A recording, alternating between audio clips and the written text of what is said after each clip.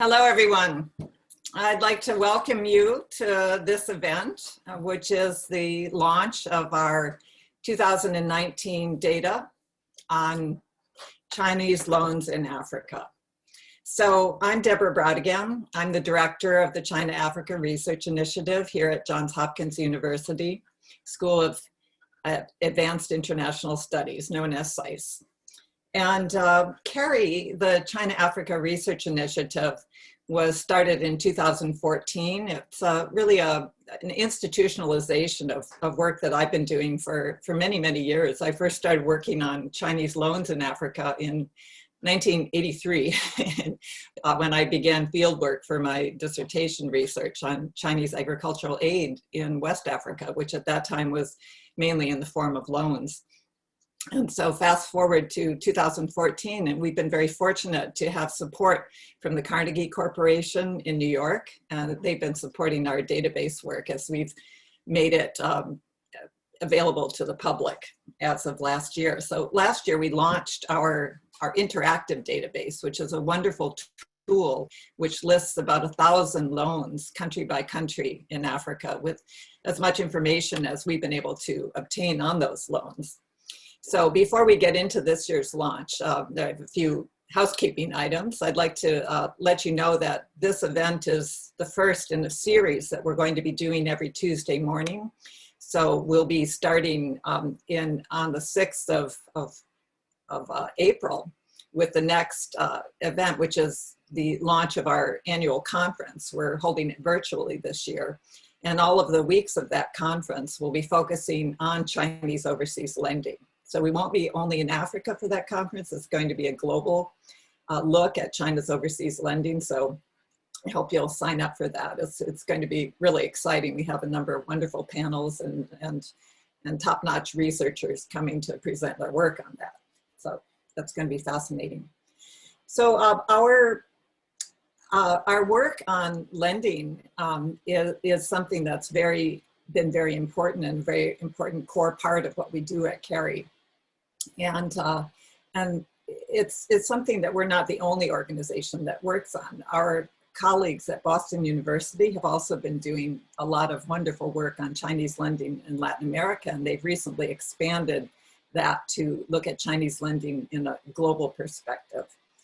And I am extremely happy to announce that, as you'll see on our picture that we're all using today for this event, this is co-sponsored by the China-Africa Research Initiative and by Boston University's Global Development Policy Center. And what we want to announce today is that our China-Africa loans database is going to transition to Boston University, where Kevin Gallagher, who's the director of the Global Development Policy Center, will be joining up with their work. And so we've been in a transition period over the past year, and we're going to continue part of that transition, continuing to work with Boston University researchers on setting up their capabilities to continue the database with them. But it's going to be a wonderful new home for our China-Africa loans database. So let me introduce Kevin Gallagher, the director of the Global Development Policy Center, who's going to be with us today as we conduct this joint event. I've known Kevin for a number of years. We both share the distinction of having gotten our PhDs at the Fletcher School of Law and Diplomacy. And Kevin today is a professor of global development policy at BU at the Frederick Pardee School of Global Studies. And as I mentioned, he does direct the Global Development Policy Center. So he's the author or co-author of 6 books, including The China Triangle, Latin America's China Boom. And he serves on the United Nations Committee for Development Policy, where he co-directs the T20 Task Force on the International Financial Architecture. So he's really an expert on international finance and also on Chinese lending in Latin America and now globally. So Kevin, over to you. Thanks a lot, Deborah. I should just say, from the Global Development Policy Center's perspective, we're honored and delighted to add the China-Africa Loans database to our suite of databases that our Global China Initiative has been putting together on Chinese overseas development finance. This adds to a suite that includes the China Overseas Development Finance Database, which looks at the Export-Import Bank of China and the China Development Bank globally and spatially locates them. The China Latin America Finance Database with the Inter-American Dialogue in Washington, D.C. that looks at those policy banks financing in Latin America. The China's Global Energy Finance Database that looks at policy bank lending across the world in the energy sector, and the China Global Power Database that focuses solely on power plants across the world. Over a decade ago, myself and some colleagues, Amos Irwin and Catherine Koleski, had seen the great work that Deborah Brautigam and her team had done on compiling the data for Africa. And we're in the midst of debates about loans in Latin America from China, but there wasn't any data around these very heated debates. And we decided to approach Deborah and some other colleagues and mimicked our methodology for Latin America on the rigorous work that Deborah and then SAIS-CARI went to do. So on many levels, we have evolved our methodologies in the same spirit and eye for detail and rigor that the SAIS-CARI group has. So it's sort of a natural home, and we're excited and delighted to take this on and to work with the SAIS-CARI group moving forward on this. So we're very excited about this new partnership, and over the course of this presentation, I'll drop some links into those different databases and the methodologies. So today I'm going to take over and moderate this panel. Not only will we be presenting the new exciting database this year, but we'll have a discussion about some of the intricacies of the database and some of its implications. We'll hear from Kevin Acker. He's the SAIS-CARI's research manager, where his research focuses on China's overseas lending and debt relief. He's a graduate of China Studies and Economics at SAIS and spent the first year there at the Hopkins Nanjing Center. We'll hear commentary from Grieve Chelwa. He's a postdoctoral fellow at the Institute on Race and Political Economy at the New School. And prior to joining the New School, Dr. Chelwa was senior lecturer or assistant professor in economics at the University of Cape Town's Graduate School of Business. Finally, we'll hear from Yan Wang. She's a senior academic researcher here at the Global China Initiative at the GDP Center. She's also a visiting fellow at the Institute for New Structural Economics at Beida or Peking University. After all these presentations are made, then we'd like to have an open dialogue with all of you folks in the audience today. If you look at the bottom right-hand corner of your Zoom screen, you'll see a little Q&A button. And what I'd like to ask you all to do before you ask a question is put your name and affiliation in there so we can get a chance to know you, and then add your question. There's a lot of people here. We'll try to get as many as we can. I'll field 2 or 3 of them at a time and kick them back to the panelists, and we'll see how many rounds we can do in between now and then. So let me please pass it over to Kevin Acker.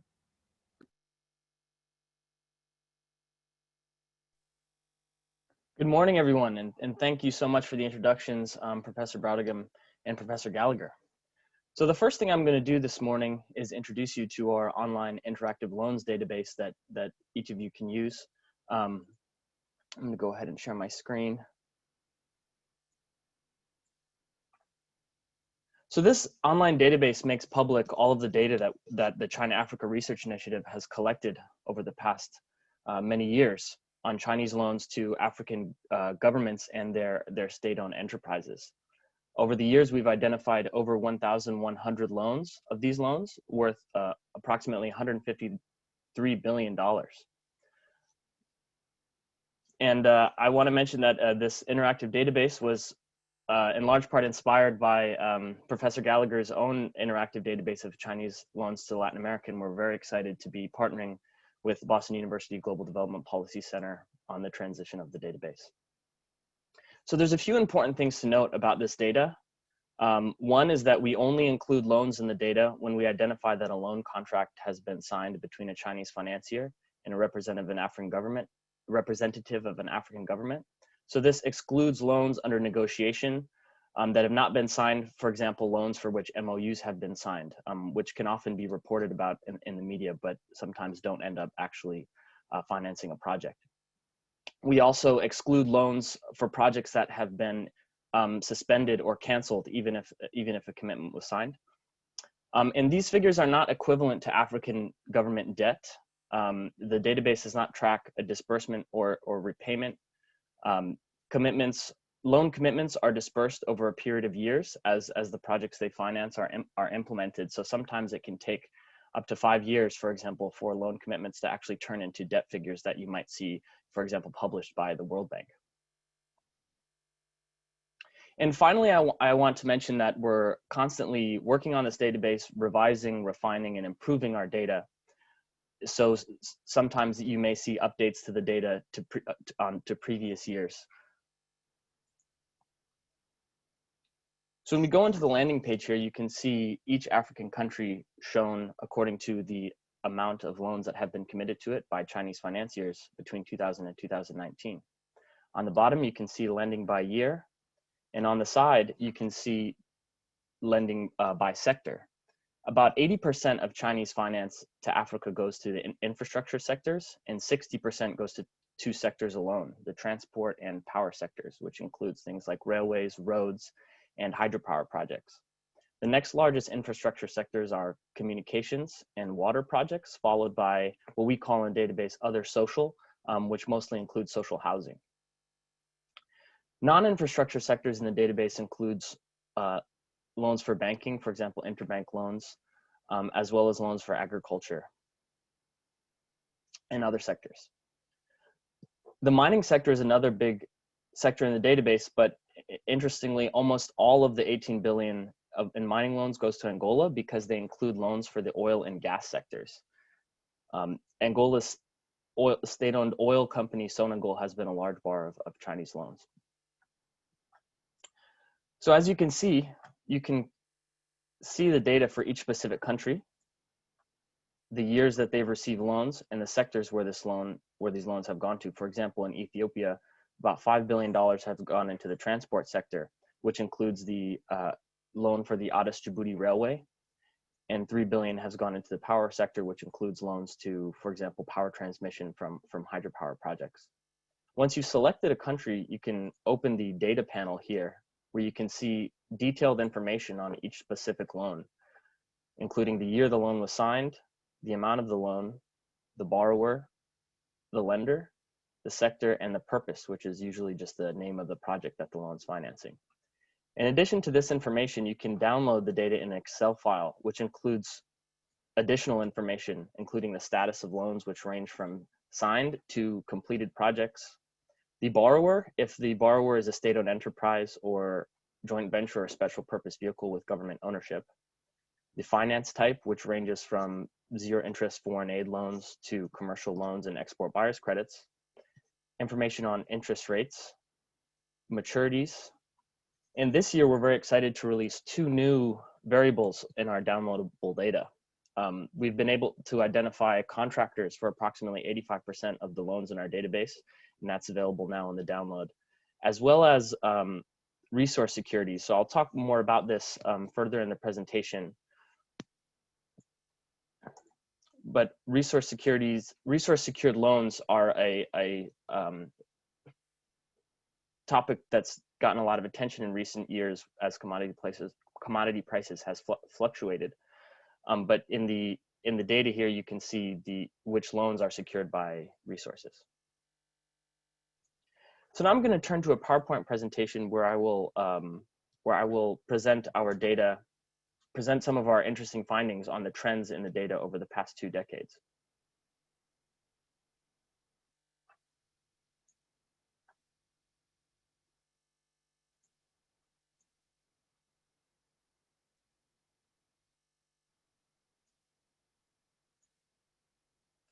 So the briefing paper that is accompanying this data release is called 20 Years of Data on China's Africa Lending. And first, I'm going to talk about the scale of China's Africa lending over the past 2 decades and how it's changed in recent years, who the largest borrowers of Chinese loans have been and how that's changed in recent years, as well as how the landscape of lenders has changed and how and then I'm going to introduce some of our research on resource-backed loans and how those have changed as well over recent years. So this graph here shows the data that we've collected between 2000 and 2019.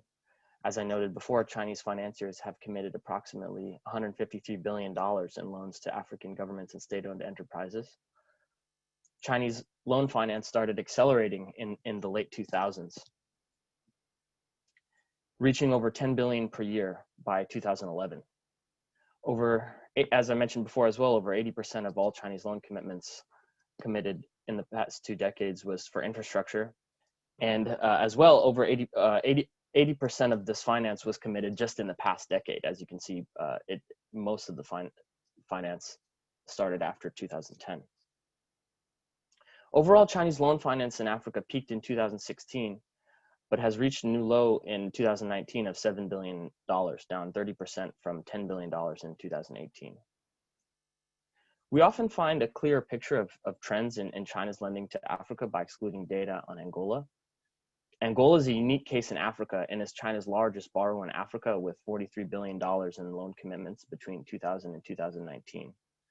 Most of China's loans to Angola are backed by revenues from Angolan oil exports, and Chinese loans to Angola account for over half of Chinese finance in 2016, where you saw a peak in the previous slide. This includes about 14 billion dispersed from a line of credit from China Development Bank, approximately half of which went to refinancing for Angola State-owned oil company. So when we look at a graph highlighting the Angola data separate from all other countries, we can see that Chinese loans to Africa, other than Angola, peaked in 2013. Between 2014 and 2016, commodity prices crashed in Africa, and the price of oil went from about $100 a barrel to less than $50 a barrel. This put a lot of pressure on commodity. The price of copper also decreased. This put a lot of pressure on commodity producers, and GDP across the continent slowed.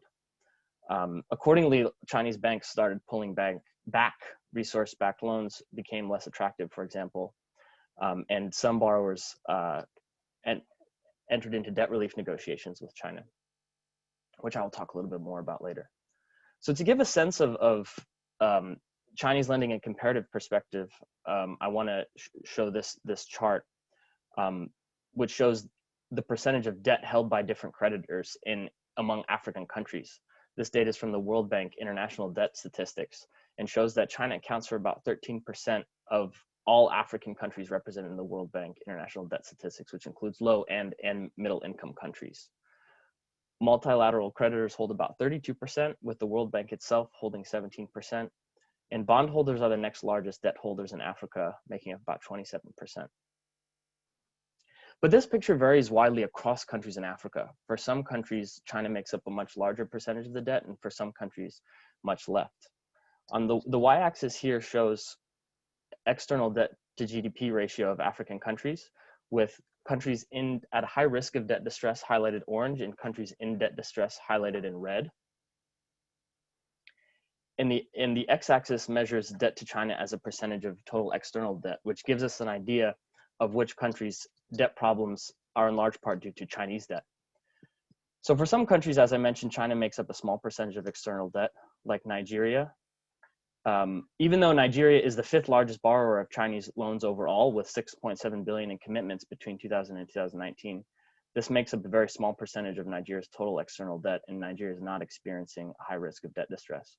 On the other hand, we see 7 countries at high risk or in debt distress that owe over 20% of their external debt to China, which includes Republic of Congo at 63%, Djibouti with 55% of external debt owed to China, Angola 43%, Cameroon 33%, Ethiopia, Zambia, and Kenya, which are between 25 and 30%. Many of these borrowers at high risk of debt distress or in debt distress have restructured loans with China over the past 10 years. Many of them have been historically China's largest borrowers, but with our new data in 2019, we've seen a sharp decline in loans to these countries.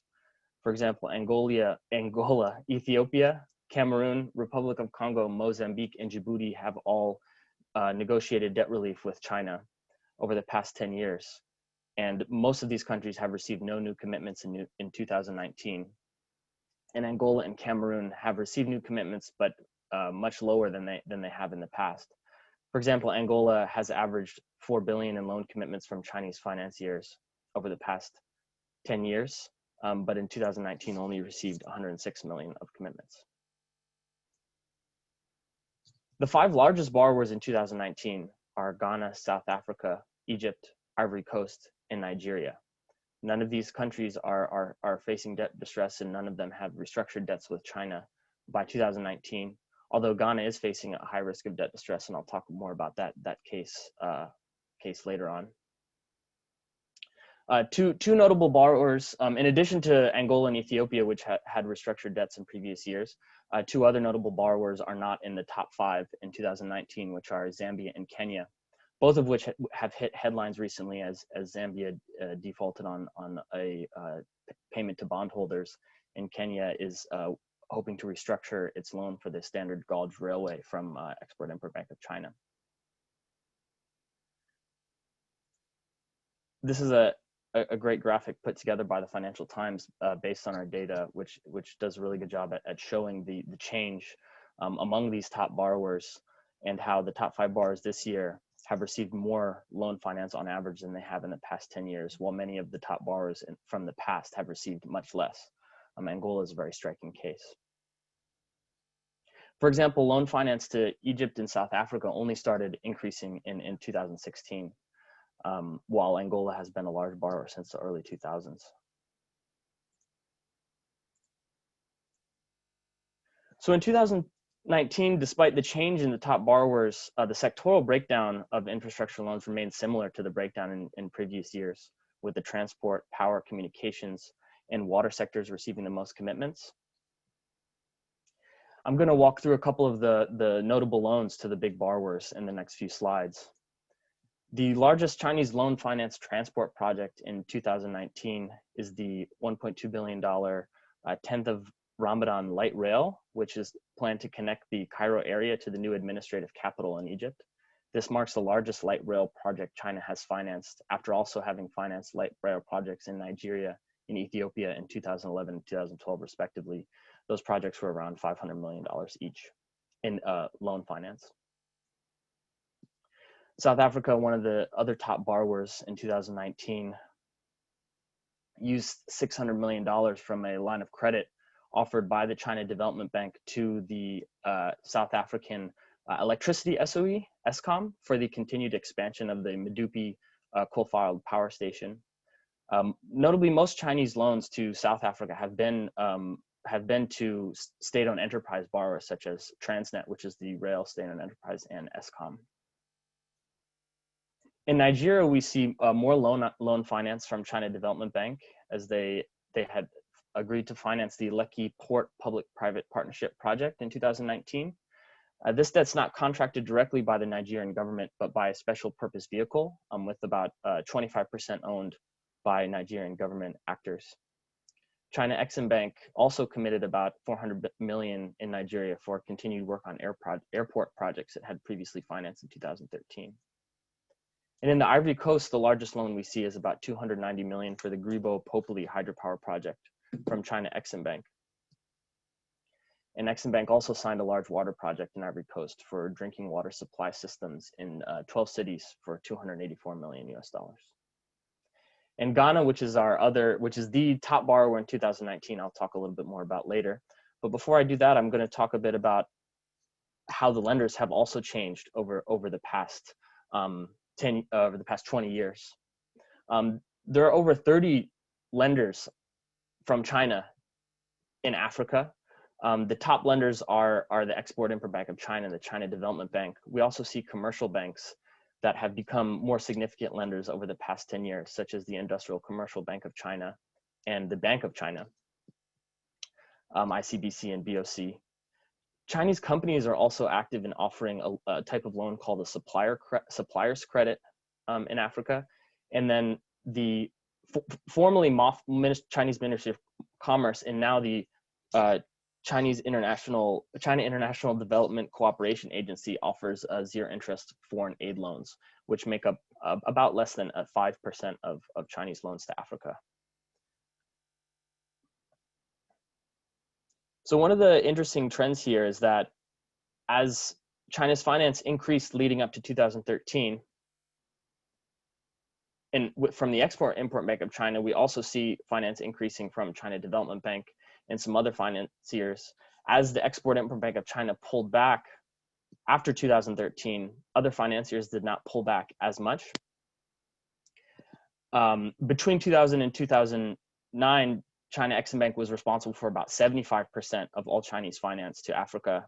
In the following decade, this number dropped to 50%.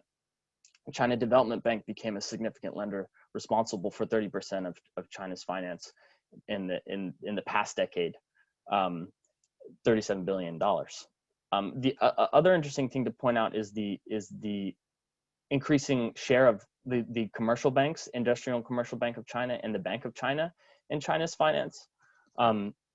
This graph shows a 3-year rolling average of the loans from these big 4 banks over time, excluding the data from Angola. And as you can see, in the past 10 years, loans from Bank of China and ICBC have increased, with 3.9 billion committed between 2010 and 2014, and 6.4 billion committed between 2015 and 2019. So in addition to the banks, I mentioned that contractors are active in financing projects in Africa that they're contracted on most of the time.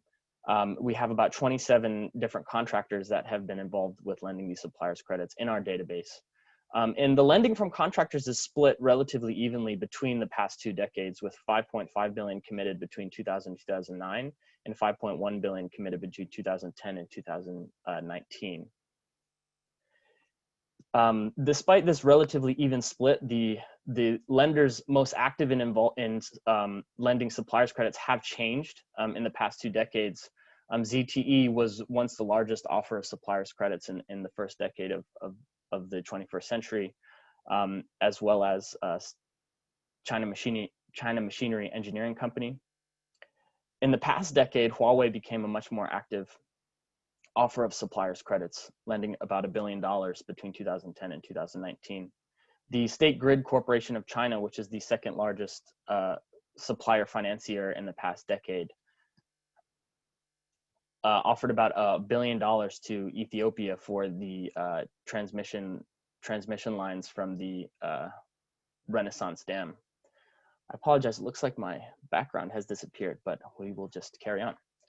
Sino-Hydro is also a big supplier financier, and I will talk more about them later in the resource-backed loan section.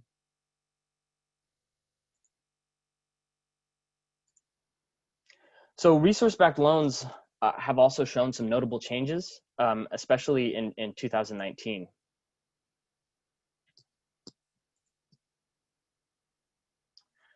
So Angola, with 28 billion, who has borrowed 28 billion in resource-backed loans, accounts for about 70% of all resource-backed lending to Africa.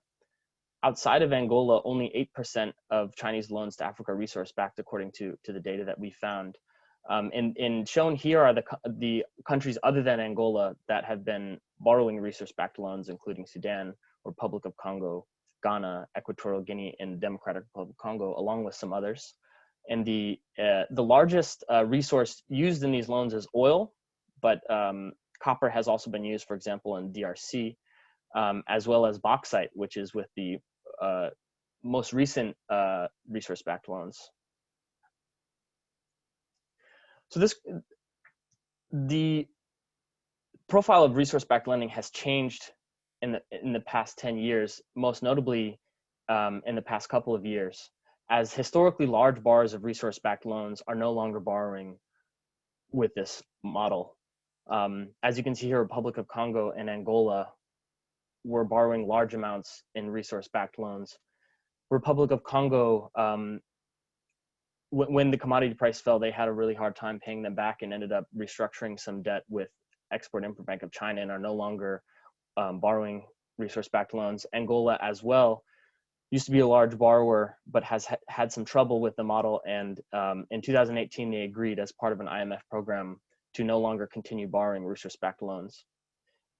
Instead, we see different countries borrowing resource-backed loans with different resources. So in 2018, Guinea financed a few projects, road projects, out of a bauxite-backed line of credit.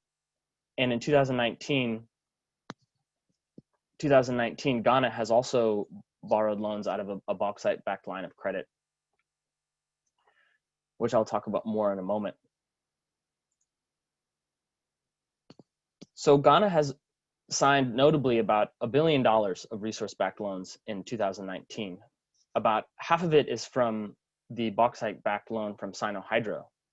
Under this model, the Ghanaian Bauxite Authority is planning to build refineries and use revenues from the exports of bauxite from these refineries to an off-taker will repay Sino-Hydro for infrastructure projects. Some of the infrastructure projects will be related to bauxite mining, including roads to the Ashanti region, which is a large location of bauxite mines and pictured here, as well as infrastructure in other cities. So the loan has an interesting structure. It's structured as a deferred payment agreement where Sino-Hydro agrees to source the financing for the roads, but Ghana will repay Sino-Hydro directly from an escrow account in which revenues from bauxite will be deposited. The other half of the resource-backed loans that Ghana borrowed in 2019 are oil-backed and come from a China Development Bank line of credit that was originally signed in 2011. There's an interesting CARI policy brief that talks about the development of this line of credit, which was originally committed as $3 billion and was reduced to $1.5 billion. And the first half of the line of credit was financed projects starting in 2013 and then remained unused for many years until 2019, when we saw two more agreements coming from this oil-backed line of credit, including this one here for coastal fishing sites for approximately $185 million. And here you can see a picture of some of Ghana's coastal fishing areas, and as well as another loan for roads and a traffic management system in Accra. So here you can see some of the terms of these loans for the Sino-Hydro line, or sorry, for the China Development Bank line of credit from the Ghanaian Parliament. So as I mentioned, Ghana is a really notable borrower this year. I'm really excited to be studying these large loans that they've taken from Chinese financiers.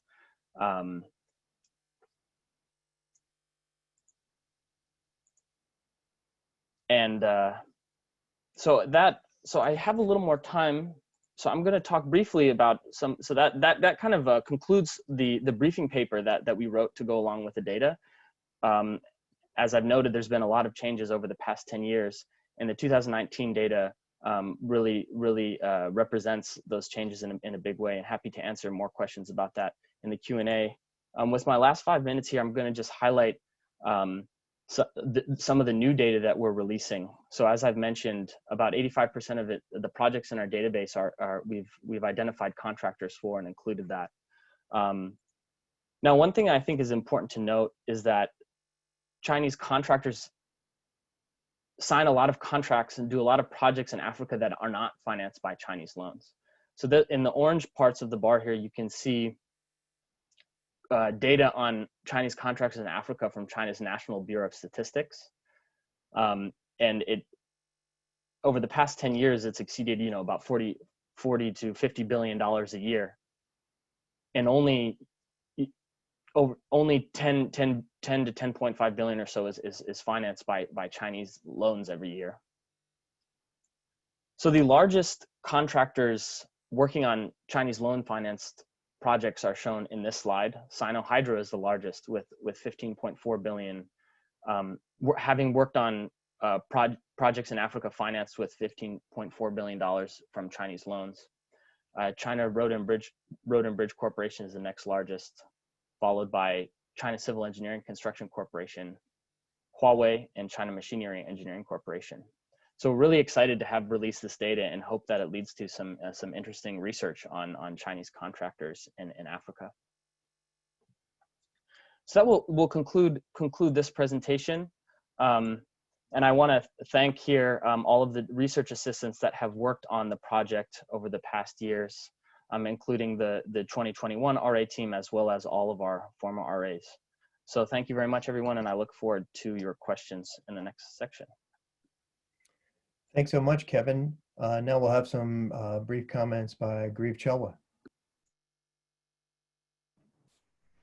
Okay, thank you. Thank you so much, Professor Gallagher.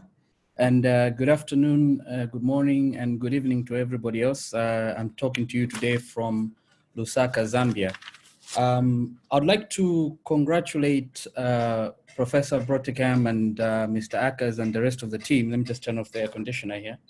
And the rest of the team for this very excellent initiative of putting together such a database. I think, as has been highlighted at the beginning, the question of China's role in Africa is a really very topical one, tends to be an emotive one, and often tends to happen without data. So it is really laudable to see this attempt to put together a database of Chinese loans to Africa. I'd just like to recap a few things from Mr. Acker's presentation that caught my eye. It is rather interesting, but also not surprising, that 80% of Chinese loans to Africa of the last 2 decades have been into infrastructure, specifically power, transport, water, and communications. Anybody who is a student of Africa's history will know that over the last 4 decades, investments into infrastructure were really neglected. And this wasn't by design on the part of African governments. It was really an imposition coming from the World Bank and IMF during the structural adjustment years. In those years, one of the conditionalities was that African countries do not focus on infrastructure, but rather focus on other things, rather focus on creating institutions for free markets to emerge. But this was at the neglect of infrastructure. And as you can imagine, as you know, infrastructure is incredibly important for economic development. Infrastructure is really the lifeblood of economic development, of economic recovery. I mean, as we speak today, I think, is it today or tomorrow, when President Joe Biden of the US is going to give a big speech on the recovery in the US. And one of the things he's going to be talking about there is really the importance of infrastructure, right? Building up America's infrastructure. So again, just to come back to say, it is not surprising that Chinese loans have gone into infrastructure, because this is specifically what the African governments have wanted, what the African states have wanted, what the African people have certainly wanted. And speaking from Zambia's point of view, one can certainly see this impact in the sense that over the last 2 decades, our infrastructure has pretty much been transformed. The other thing that really caught my eye is that China really accounts for little debt, a smaller portion of debt relative to other traditional lenders to Africa, right? So the figure that Mr. Acker presented there was that 13% of all debt to Africa is owed to China, right? And the biggest holders of Africa's debt are really the traditional lenders, the usual suspects, the multilateral entities, and the bond holders, right? And it's useful then to have a discussion about what I just said before. If China is investing all this into, is lending on the basis of infrastructure, one is interested to find out what the other lenders are really pushing, right? So one has to juxtapose this against what China is doing. But also this is an important point, because it really shows us that when one looks at the evidence properly, the story is different to what one tends to hear in the popular press, right? In the popular press, the story is that China is pretty much placing Africa in debt bondage, but the facts presented by Mr. Acker suggest anything but the case. I mean, in the case of Zambia, I was actually very happy to see that Mr. Acker's figure is actually a figure that I have also found in my own investigation, that 30% of Zambia's external debt outstanding is to China. Also, what was very interesting from Mr. Acker's presentation is that China is much more willing, I think, he didn't say this, but it seems that to be the case, that China is much more willing to engage in discussions for debt relief and debt rescheduling and so on and so forth, right? So, I mean, one of the things that I'd like to conclude my short remarks on is really I think what needs clarity is the methodology that is used in compiling this database. I mean, the briefing paper that was sent to us and in advance of this particular event is that they're calling it internet sleuthing. I think that might require a little bit of more explanation. Also, it might require some attachment of error bars, some level of uncertainty, right, about this particular methodology. If we've been collecting this data over the last 20 years, how does this data compare versus reality, right? So you can do what is called an out of focus kind of things.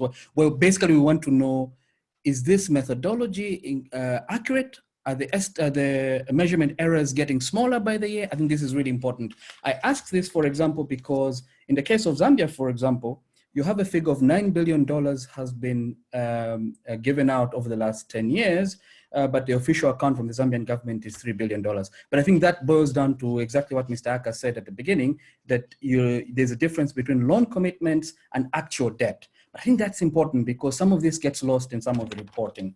The other thing that I just want to conclude with very quickly is to talk about the worrying trend whereby Chinese lending now is moving from sort of what you may call concessional to non-concessional, as commercial players on the Chinese side begin to have a much bigger role to play. This is certainly going to be worrying, and this is something that one has to think about quite cleverly and to build a strategy around regulation, right? We already know once commercial entities enter in the lending space, there's huge opportunities for abuse. We saw that in the subprime crisis in the US, and we certainly have seen it with the sovereign debt crisis in Africa quite recently.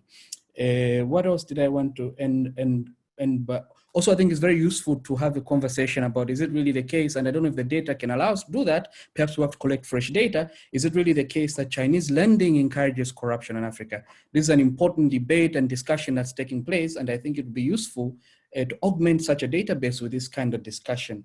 I'd also like to just say congratulate, I think the addition of this contractors database is very useful, and is certainly going to allow us to learn a lot more about China's interaction with Africa.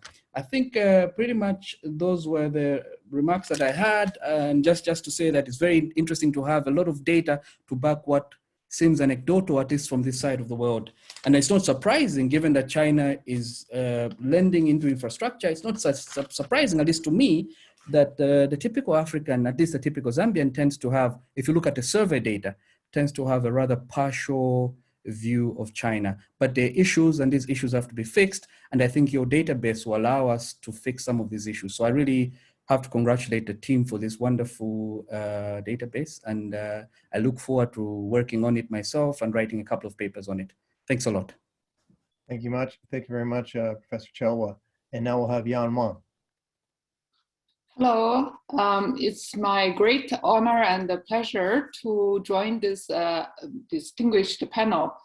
Due to the time limit, I will only make 3 important points. First, Professor Brautigam and her team have been my inspiration and my role model. They have made extremely important contribution to the literature on China's South-South development financing cooperation, the practice of development financing that is full of Chinese characteristics. Secondly, they also have very clear definition and the distinction between aid, non-traditional aid, and also commercial loans, etc. A very rigorous data collection and analysis. The team has also debunked many myths, including the so-called debt trap diplomacy, actually debunked, and very important work. Second point I want to make is that Professor Justin Lin and myself, we have used some of the data and to show that China's development financing has its very unique characteristics, meaning that they combine trade, aid, and public and private investment together to utilize China's comparative advantages in addressing Africa's bottlenecks. So in a recent paper, my paper with Justin Lin, we used World Bank's indicators to identify bottlenecks, infrastructure bottlenecks in 54 African countries. And then we used the data on completed infrastructure projects financed by China. And we found 78% of the infrastructure financed by China has addressed African countries' bottlenecks, including in water, electricity generation and transmission, road, railways, airports, and telecom. So we divided all these projects by different sectors. In this research, we only used the completed projects from 2000 to 2014. Because these projects are already completed, they represent public assets. It's not just the debt that China is bringing. Actually, China is building public assets, helping African countries build public assets or public goods in Africa. And so these public goods, once completed, they can provide cushions for addressing the debt issues. So that's a very important point that I want to emphasize. Also, secondly, building infrastructure is China's comparative advantage. And also China has this economy of scale so that they can build infrastructure at a lower cost, lower human capital costs, as well as equipment costs, because the large scale that China has, including the high-speed rail networks, China can build infrastructure at a lower cost. So for example, the World Bank has some studies calculating the costs for building high-speed rail network in China per kilometers. So the calculation shows China can build a high-speed rail at 2/3 of the cost that the same railway will cost in European countries. So that is to say that China has comparative advantage, has economy of scale, that if utilized well in the African countries, they can reach win-win situation. So the last point I want to say is that in the future, actually from 2017 to 2019, China's lending to African countries have declined. In the post-pandemic era, we would expect that Chinese lenders, including the governments, the state-owned enterprises, the state-owned banks, they are rethinking Chinese approach in helping developing countries. So even in 2017, there was an effort of deleveraging in the financial sector, reducing risks and anti-corruption efforts in the financial sector. And also currently there is this political backlash in China that rising concerns among the masses that rapid expansion of development aid and cooperation, while the repayment seems to be in trouble. So there is a trend of rethinking, restructuring, and re-strategizing China's strategy. Maybe China is making an effort to make the BRI a green Belt Road initiative. So the trend moving to green transformation is quite obvious and quite important. Thank you all. That's all. Thank you very much, Yan Wang, and thanks everyone for coming. We've got a couple hundred people here. Thanks everyone for your interest, and congratulations to the SAIS-CARI team for the hard work that they've done. We've got a number of questions in the Q&A button here. So folks, if you want to add more questions, go into Q&A, introduce yourself, and make a note of a question. I'm going to read 4 or 5 of them, and then why don't we start with Professor Brautigam and go across in the order of folks that spoke. And if we have time for a couple rounds of that, we have a little over 25 minutes. We'll be able to do that. The first question comes from Thomas Veenstra. He's a master's student at the University of Groningen, and he asked the group,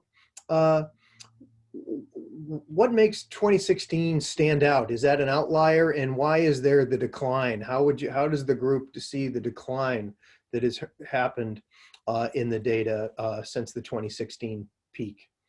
Then we have Radhika Desai from the University of Manitoba, and Radhika would like to know relative to what? To what extent have the multilateral development banks from the West been active in Africa over the same period of time? Let's see. I have a little list here that just a question by Jingying Sun from CAS in China. Just asks for a little bit more detail on the China Development Bank and others, what the sectoral composition looks like for the financing, and wants to know, there's a number of questions, one by Jingying Sun, another one by Chiara Azzarelli and others, that it asks, to what extent is China engaged in the G20 DSSI and common framework? And could you elaborate on that? And then the final question, I guess, that Chiara Azzarelli asks, she's from the Graduate Institute of Geneva, is why do some countries choose Chinese loans in Africa versus bilateral, multilateral lenders? So if the KfW, the French Development Bank, and the World Bank are also offering financing, what makes the Chinese finance attractive? That's plenty of food for thought. Why don't we start with Professor Brautigam and go through the list here, and I'll see if I can do another round or two. Thanks, Kevin, and thanks to all of the people who have come and for these really good questions. So what makes 2016 stand out? 2016 is why we wanted to divide our data and the picture of it into all of Africa and Angola. Because if you take Angola out, 2016 does not stand out. So all of that specialness about that year is due to Angola. So then that becomes a question of what's happening in Angola. And so as Kevin pointed out in the presentation, a big chunk of what's happening that year is refinancing. So China Development Bank is refinancing loans to the state-owned Senegal going through the central government. So there's a lot of changes of what's happening inside Angola in how they're doing debt management. And that's due to Angola's relationship with the IMF predominantly, and also to political changes in Angola with the new government coming in. But what Angola's trying to do is to centralize things that ought to be centralized in the central government, like loans that go into housing and other sectors that Senegal was investing in that really shouldn't be the business of a state-owned oil company. So there are a lot of complexities about what's happening in Angola's political economy. Defensive lending by Chinese lenders, trying to help Angola get to the point where they can better repay the Chinese loans, and then that sharp fall in oil prices. So that explains 2016. And then in terms of what's happening overall, I think that it became very clear that Chinese lending, we like to think that aside from Angola, as really peaking in 2013, which ironically is the year that the Belt and Road Initiative was launched by Chinese President Xi Jinping, or at least labeled. And so lending starts to decline in Africa. And that's purely because of the increased risks.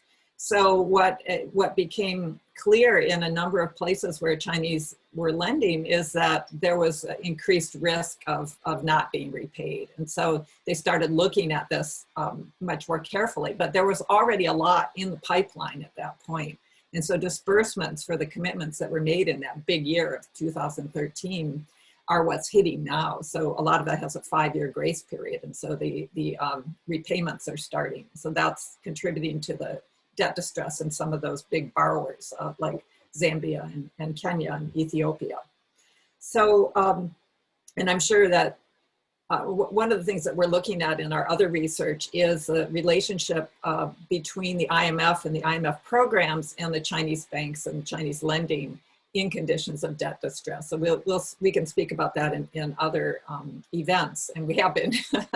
But I'll say a little bit about the DSSI and what China's doing there.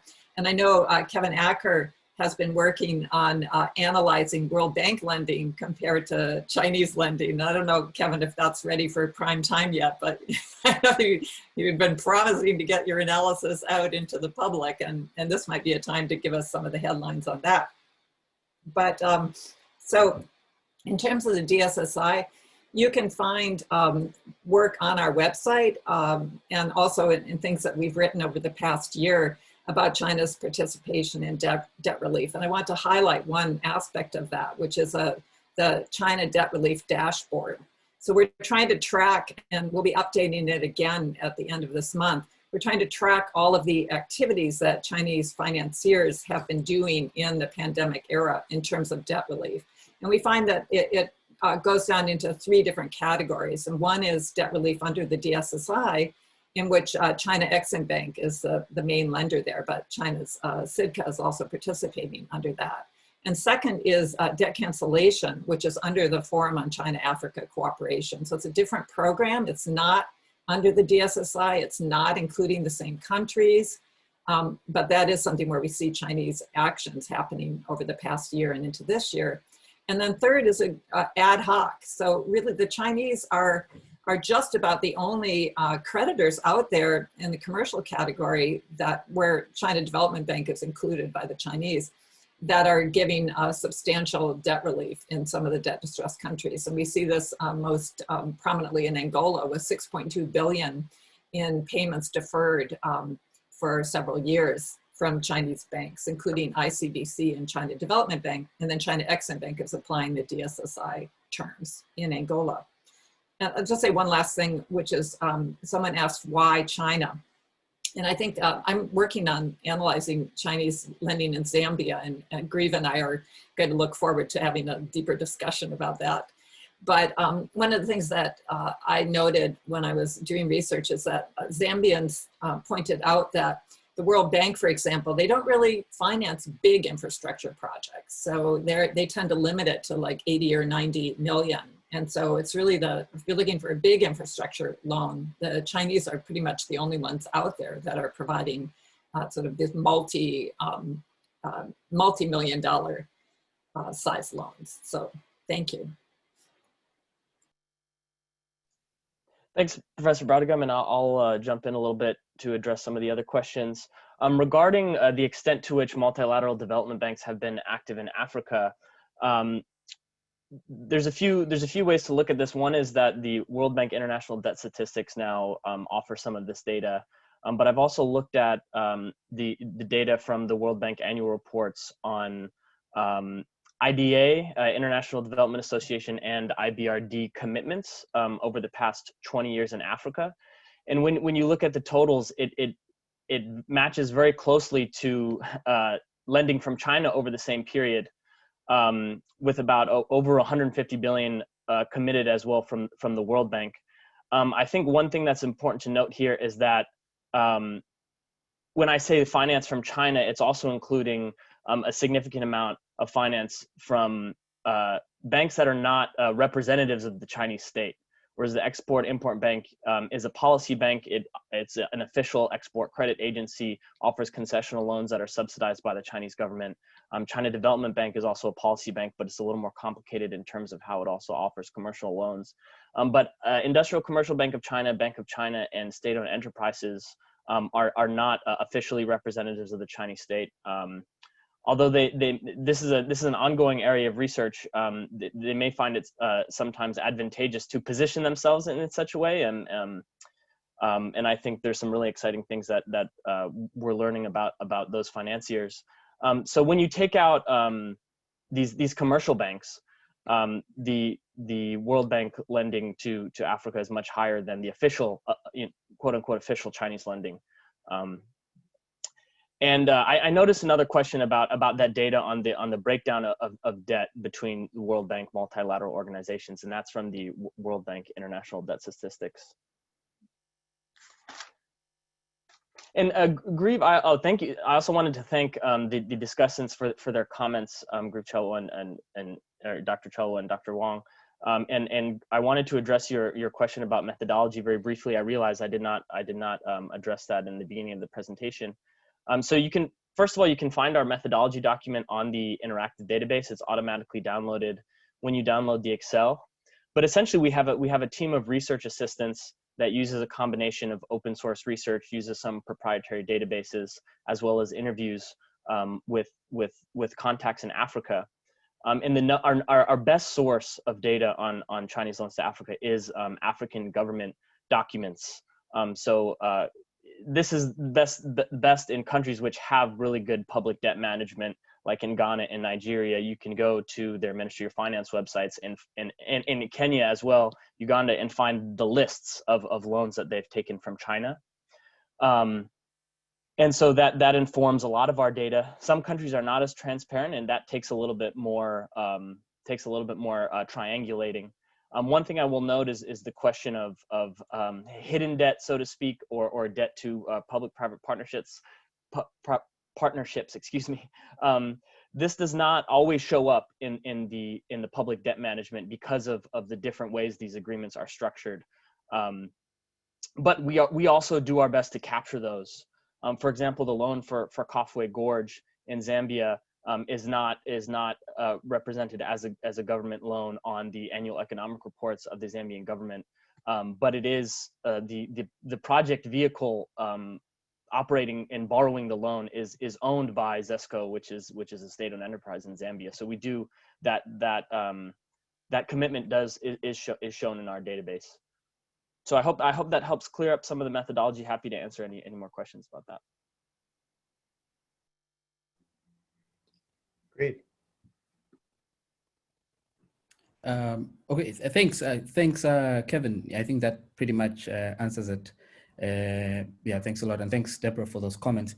And I think, the one question that was very interesting to me was answered previously by Deborah. Why do African countries choose China? And I think Deborah really nailed it there. It's because we have an infrastructure backlog, right? We really need to build bridges, we need to build roads, we need to build hospitals. We've got like a 40-year lag. We used to do it in the immediate post-independence period, but then they slowed down, and then the population has grown. So we really need a lot of catching up. And this requires projects in the billions of dollars and the hundreds of millions of dollars. And as Deborah did put it earlier, the World Bank, who has been a traditional lender, have usually big pairs because of risk or whatever. The loan amounts are much smaller, and therefore you can't do much with that. And even if the loan amounts are much smaller, you have to jump through a lot more hoops to get it, right? Whereas the Chinese one might be much more easier to do. So I think that was really just a question that I wanted to add to that. China is attractive precisely because of infrastructure, right? Precisely because African people want to develop like anybody else, and infrastructure is one way to do it. Yeah. Thanks, Grieve. Any responses, Yan Wang? Yes, I would like to add a point on the issue of debt. Actually, I wrote a paper with Professor Gallagher that criticized the IMF's debt sustainability framework. It's quite, I think it's a biased framework that has anti-investment bias. Because when we talk about debt sustainability using the IMF's framework, it doesn't cover anything on assets. It doesn't cover public assets. So overall comprehensive framework of public sector balance sheet, you should calculate total assets of public asset minus the debt liabilities. So the correct method is to use public sector net worth, that is asset minus liabilities. Then you can correctly reflect the public assets that African and Chinese are jointly built. So these public assets can help cushion the debt. So it has some important feature of promoting public investment in public goods, in power generation, in road, in trade facilities, airports, etc. If you only look at the debt, one piece, one side, then you would ignore all the asset side. That's misleading. So IMF's framework is misleading. Thank you.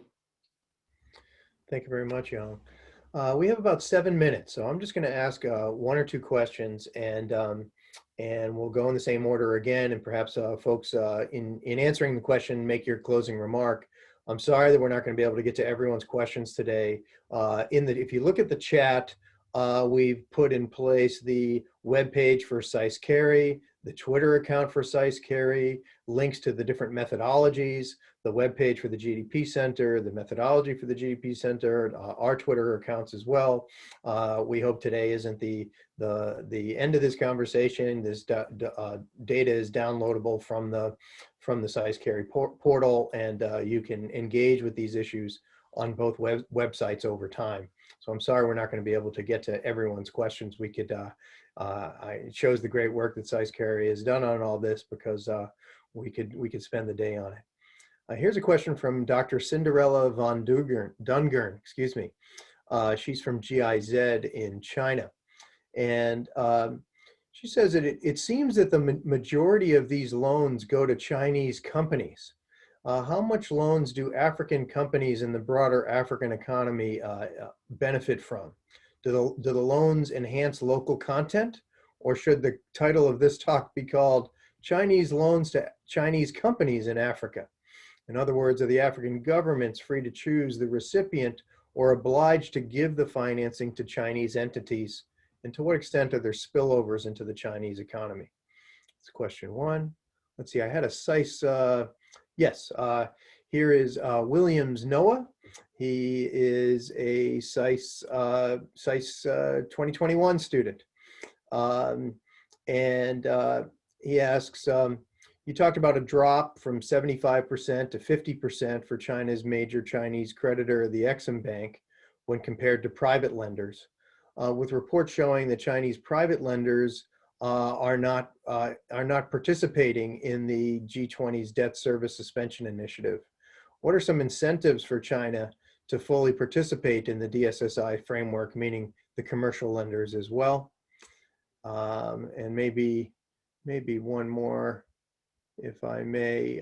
Evans Tete, PhD student from the Hong Kong Baptist University, Department of Government and International Studies, says, regarding the resource-backed financing from China to Ghana for 2019, how do we address the fact that the Sino-Hydro bauxite for infrastructure deal is not regarded by both parties as a loan necessarily? It's considered as sort of a barter trade, an issue that the country had to seek clarification from the IMF at a point, which they also confirmed. Ghana does not add this to its debt stock. So to what extent are some of these loans or purchase agreements, and how do you deal with that in your database? Why don't we start with Professor Brautigam?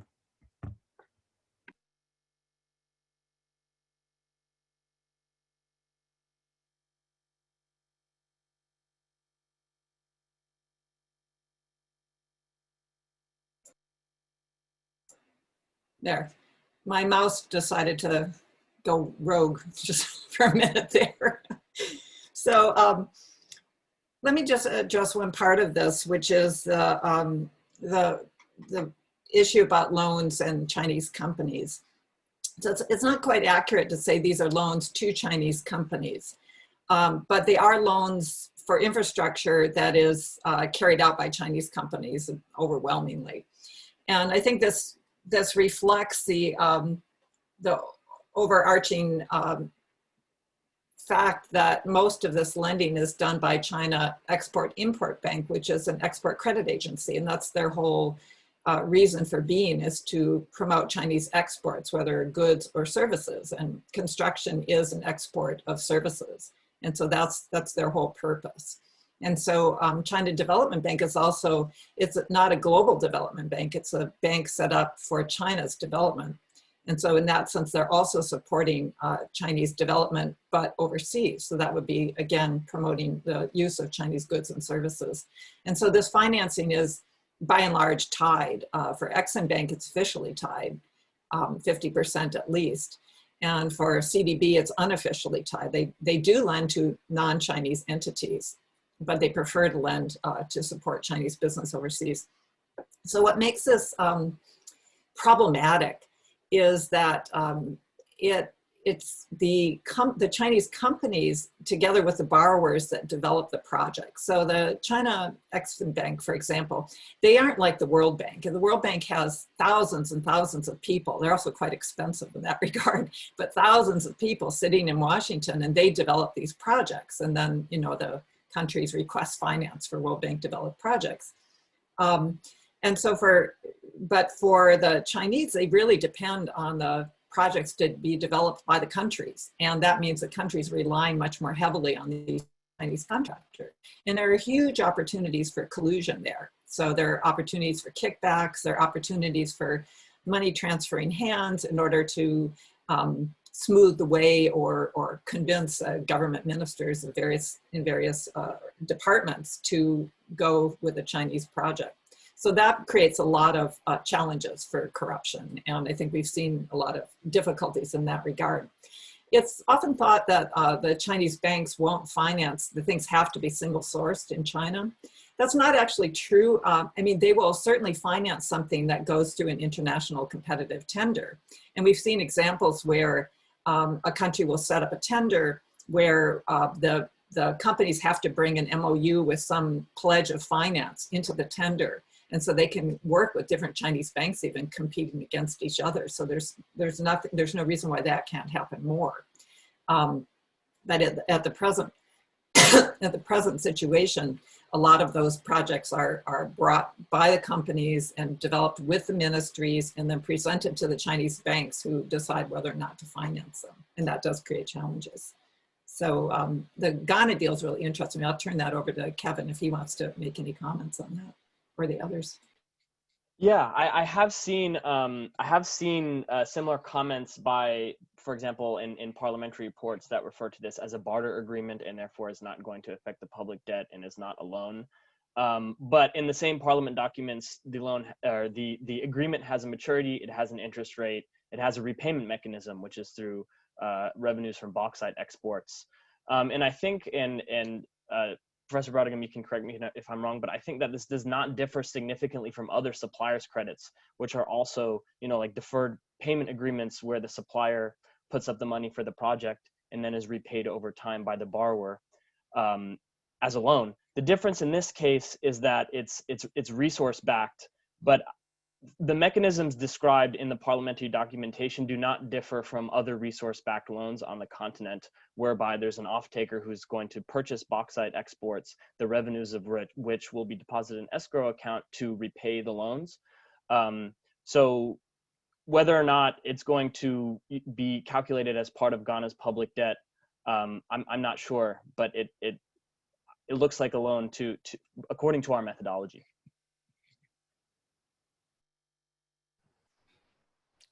If I may just weigh in here, I was just going to say, and I think this goes to, different countries have, loans can be contingent or loans can be actual. So, and Mr. Tete, the student who put in that question, it puzzled me when he said, Ghana asked the IMF for interpretation. That's strange. I think Kevin is right on the money when he says we should read the Ghanaian parliamentary documents, because those are the ones giving the interpretation. I don't know why the IMF should give an interpretation there. But thanks for that clarification. I just wanted to sort of add on to what Deborah asked, the question about the Chinese loans to Chinese companies. I think Deborah tackled that bit very well, but I think there was the second part of the question that talked about spillovers and the question about value addition. I think much of these loans are going into infrastructure, and infrastructure is an input into economic growth, economic development. So I think we can't talk about value addition at that stage, but I think what we tend to be seeing now, so we're seeing two things. One is that when I look at the skills of the Zambian construction sector now vis-a-vis 10, 15 years ago, there seems to have been a transfer of skills insofar as construction is concerned, right? Because these Chinese companies often for road projects, for example, in the Zambian case, the Zambian government requires the road construction project to be a joint venture between the Chinese and a Zambian contractor. So there's some aspect of technological transfer, skills transfer happening there that we're beginning to see on the ground. The second thing about value addition, and I think this might not be related entirely to the topic of today's discussion, but we're seeing Chinese investors setting up manufacturing firms. There might be small scale manufacturing, semi-scale manufacturing firms, but there you are seeing some modicum of value addition. So I just thought I should just clarify that a bit. Thanks. I just want to add a very small point that China has been on a very steep learning curve. So Chinese companies and even foreign aid, even Exim Bank, they are learning from China's own experience. So in the earlier stage in 1980s, China borrowed Yan loans, which are really resource-based loans. Japanese helped China to build a Baoshan Steel Company, and it's all paid by oil, crude oil. As late as 1984, 50% of China's export was crude oil and coal and animal and agricultural. So China was, like many African countries, dependent on resource export at that time. Later, China upgraded into manufacturing. That's a very small point. Thanks so much. I'll throw in one to the SAIS student about incentives around the G20 and the DSSI and Chinese commercial finance. One of the flaws of the G20 schemes is that it doesn't have meaningful participation for the commercial sector anywhere, regardless of whether it's China or in the private sector outside of China. If you looked at one of Kevin's slides, it shows that private bondholder debt is about 27% of all of the debt in Africa, whereas Chinese is only about 13. And so one of the key flaws is that the private sector there is no real incentive for them to do it, and they haven't been as forthcoming. And there's a little bit of a tit for tat going on. Why should Chinese commercial lenders provide debt relief to an African country? It's not like the African country is going to be able to attack the virus and protect the vulnerable.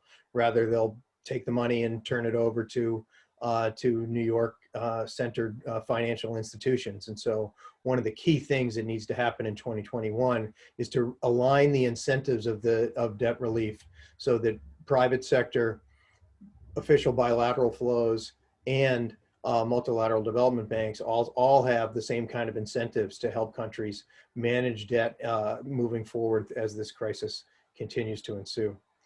Thanks so much, everyone, for your participation and going over a little bit here. The recording for this event will be available to folks. If you go look at the chat, you can find out about where you can get links to the recording, the different web pages, especially for the interactive and Twitter accounts.